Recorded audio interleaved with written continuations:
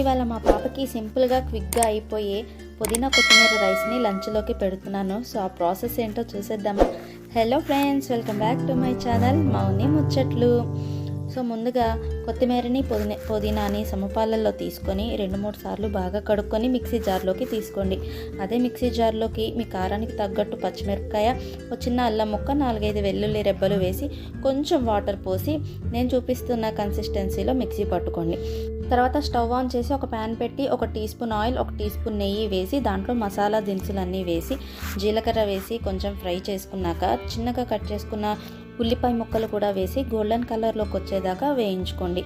ఉల్లిపాయలు వేగాక మిక్సీ పట్టుకున్న పేస్ట్ అంతా దీంట్లో వేసి కలుపుకుని చిటికెడు పసుపు, సరిపడా ఉప్పు వేసి ఒక 5 నిమిషాలు బాగా వేయించుకోండి. బాగా వేగాక చూడండి ఇలా ఉంటుంది. దీంట్లో మీ క్వాంటిటీకి తగ్గట్టుగా గరం మసాలా, ధనియాల పొడి, జీలకర్ర పొడి వేసుకొని ఇంకో 2-3 నిమిషాలు వేయించుకోండి. తర్వాత ముందుగానే ఉడకబెట్టుకున్న అన్నాన్ని దీంట్లో వేసి బాగా హై ఫ్లేమ్లో పెట్టి టాస్ చేయండి. అంతే, చాలా సింపుల్గా ఈ పుదీనా కొత్తిమీర రైస్ని తయారు చేసేసుకోవచ్చు.